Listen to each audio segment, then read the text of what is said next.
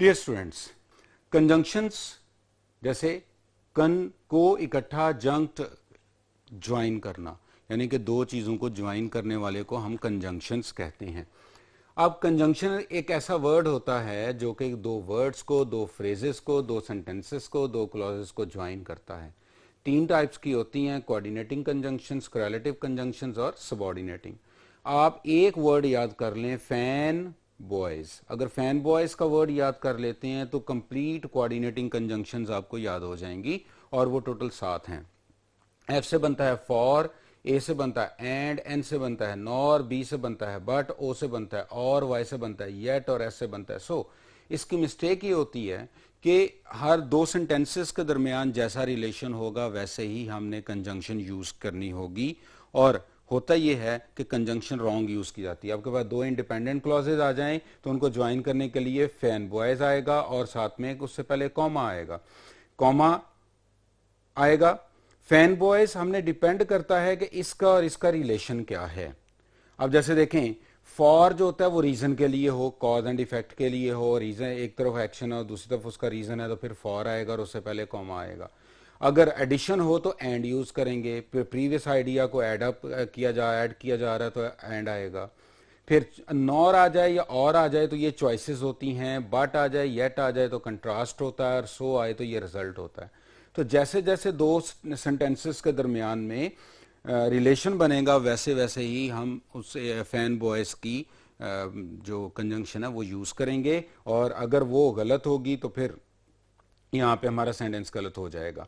एक तो ये था, तो हमने ये एक फैन बॉयज का एक वर्ड याद कर लें। टोटल 7 कोऑर्डिनेटिंग कंजंक्शन है जो इक्वल रैंक के सेंटेंसेस को ज्वाइन करती हैं, और ये सिंगल वर्ड होती हैं।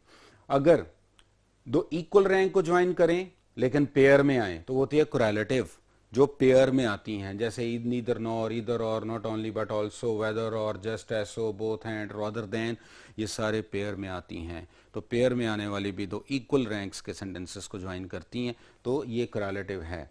अब और फिर थर्ड वन है सबऑर्डिनेट। तो सबऑर्डिनेट में इन सिंगल वर्ड या कोऑर्डिनेटिंग होती हैं या सबऑर्डिनेटिंग होती हैं। अगर सिंगल वर्ड फैन बॉयज में से है तो कोऑर्डिनेटिंग है, रिमेनिंग ऑल सबऑर्डिनेटिंग है।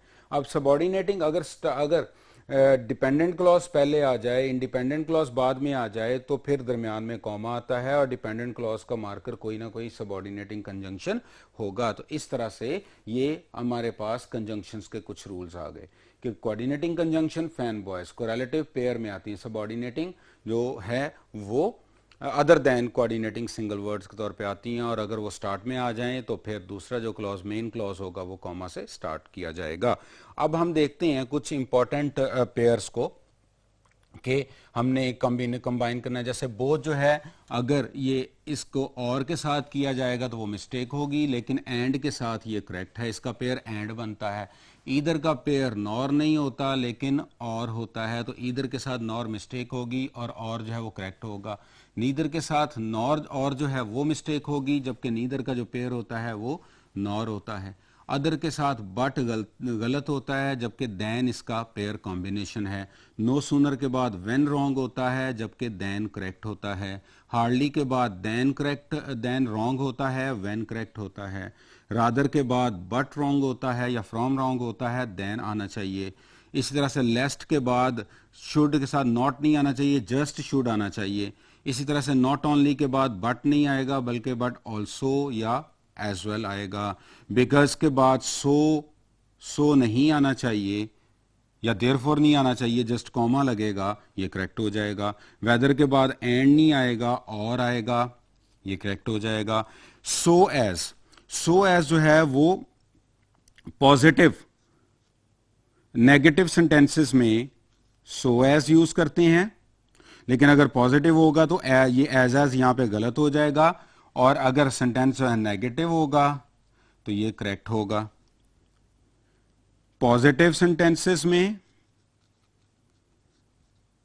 सो एज रॉन्ग होता है और नेगेटिव सेंटेंसेस में सो एज करेक्ट होता है। इसी तरह से as equal comparison, negative sentence होगा तो एज गलत होगा, फिर तो पॉजिटिव सेंटेंस आ जाए तो एज करेक्ट होता है। जबकि नेगेटिव सेंटेंस में जो है वो एज लिखा होगा तो वो गलत होगा, वो पॉजिटिव सेंटेंस में आना चाहिए। इसी तरह सच और सेम के बाद हु और विच आ जाए तो वो रॉन्ग होता है, जबकि दैट आना चाहिए। तो इस तरह से हमने एक कुछ अपने जो कॉम्बिनेशन है वर्ड्स के वो हमने देखे। उसके बाद हम देखें जी कंजंक्टिव एडवर्ब को, कि होगा वो एडवर्ब लेकिन फंक्शन करेगा कंजंक्शन। दो सेंटेंसेस के दरमियान में दो सेंटेंसेस के दरमियान में, दो क्लॉजेस, इंडिपेंडेंट क्लॉजेस के दरमियान में एडवर्ब आ जाए, उनकी ज्वाइनिंग का फंक्शन हो, तो फिर क्या करेंगे? जैसे हाउएवर आ जाता है, जैसे कॉन्सिक्वेंटली आ जाता है, तो फिर हम क्या करते हैं? फिर हम एक इंडिपेंडेंट क्लॉज यहाँ पे, एक इंडिपेंडेंट क्लॉज यहाँ पे, दरमियान में कंजंक्टिव एडवर्ब, उससे पहले सेमीकोलन और बाद में कॉमा आता है। तो इस तरह से तो हमने कंजंक्टिव एडवर्ब को हमने यहां पे देखा। अब मजीद अब आगे हम देखते हैं जी स्टूडेंट्स। अब अभी हमने कंजंक्टिव एडवर्ब को डिस्कस कर लिया। अब हमारा इसके साथ जो सेकंड टॉपिक है दैट इज फॉल्टी कोऑर्डिनेशन। अब कोऑर्डिनेशन क्या होती है उसको जरा हम देखते हैं कि देखिए फॉल्टी कोऑर्डिनेशन में दो कोऑर्डिनेटिंग क्लॉज जो कि अनइक्वल आइडियाज होते हैं जिनके, उनको ऐसे शो किया जाता है, ऐसे रेकमेंड किया जाता है जैसे कि वो इक्वल हों, तो उन्हें हम वहां पे फॉल्टी कोऑर्डिनेशन होती है। तो अब यहां पे देखें, होंगे वो दो इंडिपेंडेंट क्लॉजेस और वो उनका आइडियाज इक्वल नहीं होंगे, लेकिन उनको ट्रीट किया जाएगा कि एज दो वो इक्वल हैं, तो वहां पे कोऑर्डिनेशन जो होगी वो फॉल्टी हो जाएगी। जैसे एक इंडिपेंडेंट क्लॉज दूसरे इंडिपेंडेंट, और मोस्टली वो एंड से होती है। एक इंडिपेंडेंट क्लॉज दूसरे इंडिपेंडेंट क्लॉज, दोनों अनइक्वल आइडियाज के हैं, एक लेसर अनइंपॉर्टेंट आइडिया होता है, एक इंपॉर्टेंट आइडिया होता है, उनको एंड से, जबकि एंड ने दो सेम आइडिया वाले, दो सेम फोर्स वाले आइडिया वालों को ज्वाइन करना होता है। तो अगर ऐसा होगा तो फिर ये फॉल्टी कोऑर्डिनेशन बन जाती है। अब फॉल्टी कोऑर्डिनेशन जैसे देखें, I lost the race was easy. अब यहां पे देखिए ये एक क्लॉज है, दूसरा क्लॉज ये है, लेकिन इन दोनों के आइडियाज डिफरेंट हैं, अनइक्वल हैं। तो फिर इसको हम कोई ना कोई मेथड लगा के, और ये ज्वाइन एंड से कर रहा है जो कि गलत है, तो हमें क्या करना पड़ेगा कि हमें वन ऑफ थ्री जो मेथड्स हैं इसकी करेक्शन के, उनको हम लगा के हम इसको करेक्ट कर सकते हैं। देखिए कौन कौन से।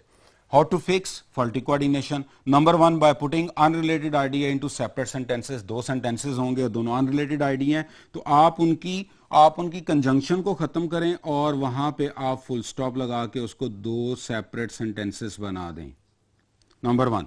Number 2 by putting less important idea into subordinate clause, यानी कि अगर आपके पास दो मेन क्लॉज हैं और आप एक लेस इंपॉर्टेंट है, एक मोर इंपॉर्टेंट है, तो आप मोर इंपॉर्टेंट को मेन क्लॉज बना दें और लेस इंपॉर्टेंट आइडिया को डिपेंडेंट क्लॉज आप बना दें, उसको सबऑर्डिनेटिंग कंजंक्शन लगा के। अभी हम इसका भी एक टेस्ट के अंदर एक क्वेश्चन देखेंगे।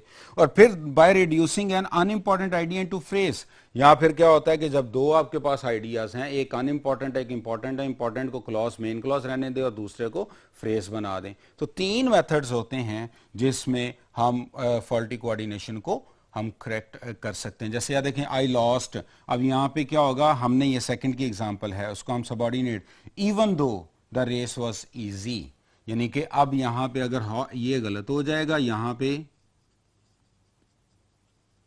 इवन दो आ गया तो ये डिपेंडेंट हो गया, आई लॉस्ट जो है वो रिमेनिंग। तो अब यहां पे आप नोट कर सकते हैं कि फॉल्टी कोऑर्डिनेशन करेक्ट हो गई। तो हमने कोऑर्डिनेट कर रहे होते हैं लेकिन वो फॉल्टी हो जाता है, तो ये फॉल्टी कोऑर्डिनेशन है। तो इस तरह से स्टूडेंट्स हमने अपने इस टॉपिक को क्विकली रिव्यू किया और होप्स हो कि अब ये टॉपिक भी आपके क्लियर हो गए होंगे। टिल नेक्स्ट, अल्लाह हाफिज।